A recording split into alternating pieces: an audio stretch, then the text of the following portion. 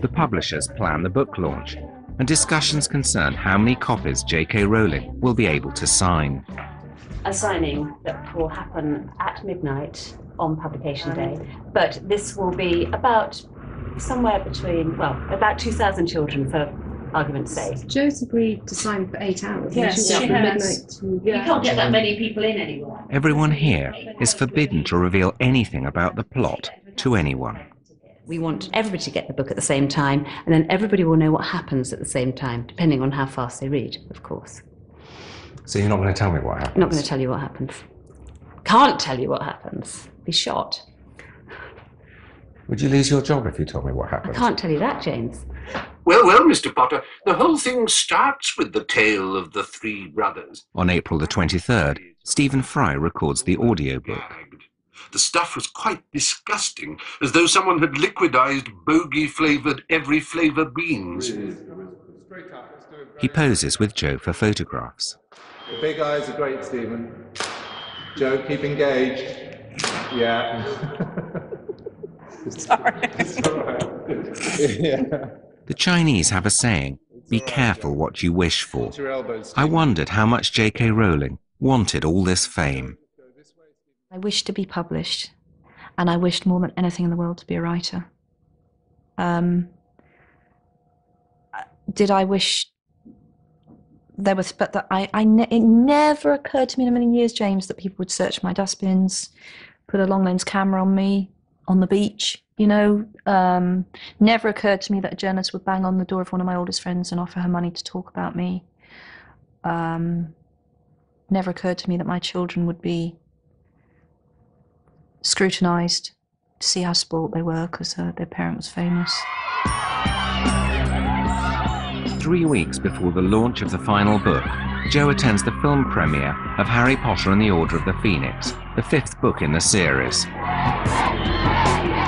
It's a starry, glamorous occasion, and Jo is expected to behave like a film star. But she is a writer, and when she started, she could hardly have expected all this attention.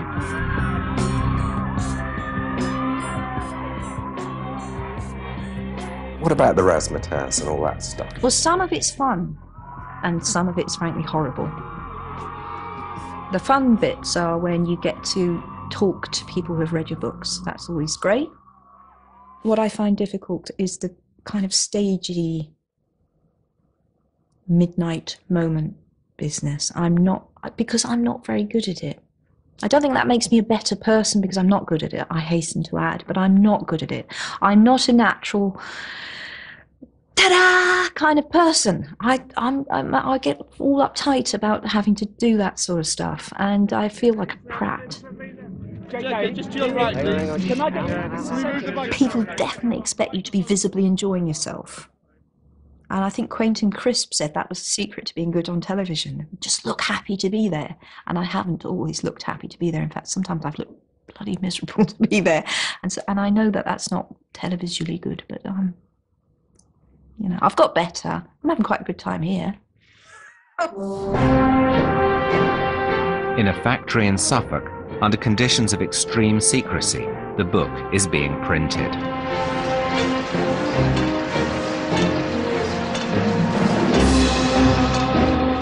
So far, the Harry Potter series has sold 350 million copies in 65 different languages.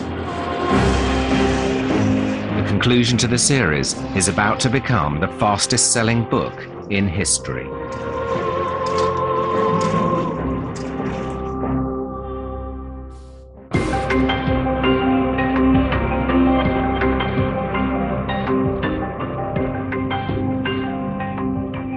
Harry Potter is a global phenomenon, and J.K. Rowling is now in demand all over the world.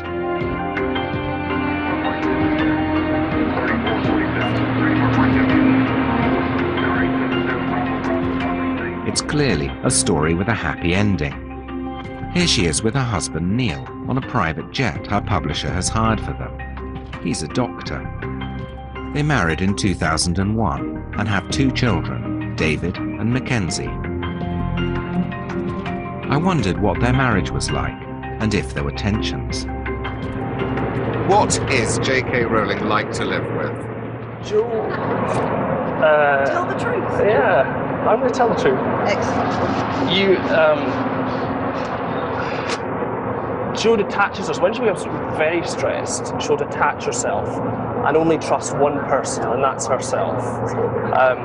So everyone else gets blocked out, and she becomes more and more stressed, and less able to accept any help. So that's presumably quite stressful for you. Well, it is stressful. Basically, the barriers go up, and it's not just me, but it's everyone else around her. Only one person is trusted, and she's got to do everything herself, despite the fact that it's not possible to do everything herself. But Joe's single-mindedness has led to the most anticipated book launch in history.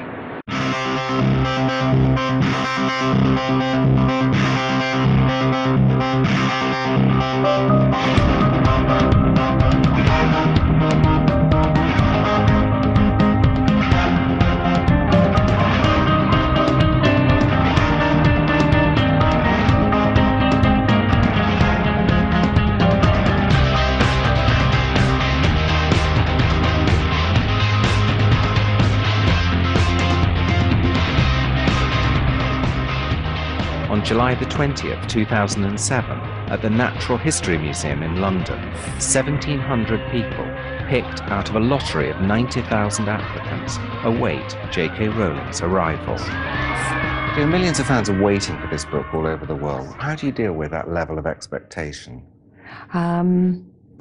It swings between, on this book, thinking, it's the best I can do, it's how I always planned it to end, so that's going to have to be good enough. And occasionally you think, how can I ever live up to this? 2 hours to go. Joe's in her car on the way to the launch.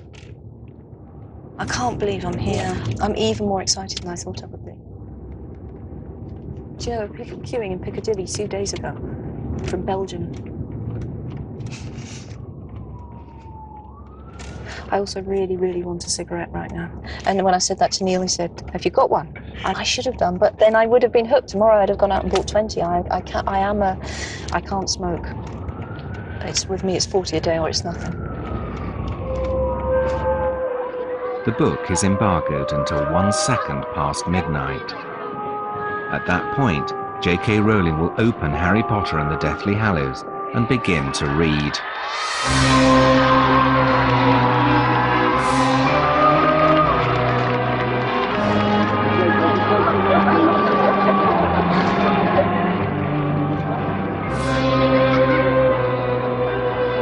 The countdown takes place worldwide. 6!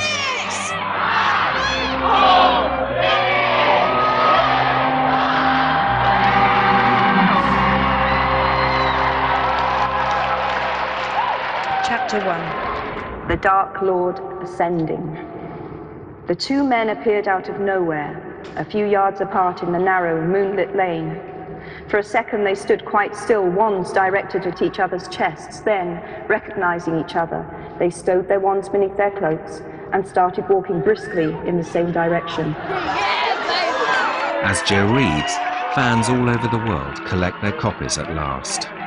Incredible day, best day of our lives. And it feels amazing having this in our hands finally after waiting for 10 years and 16 hours today. Oh my God, I can't even believe that I can go back to the hotel room and read this. Like, I can read this. I can read Harry Potter. Does it really matter now if I get a bit drunk and disorderly? I'll finish the book.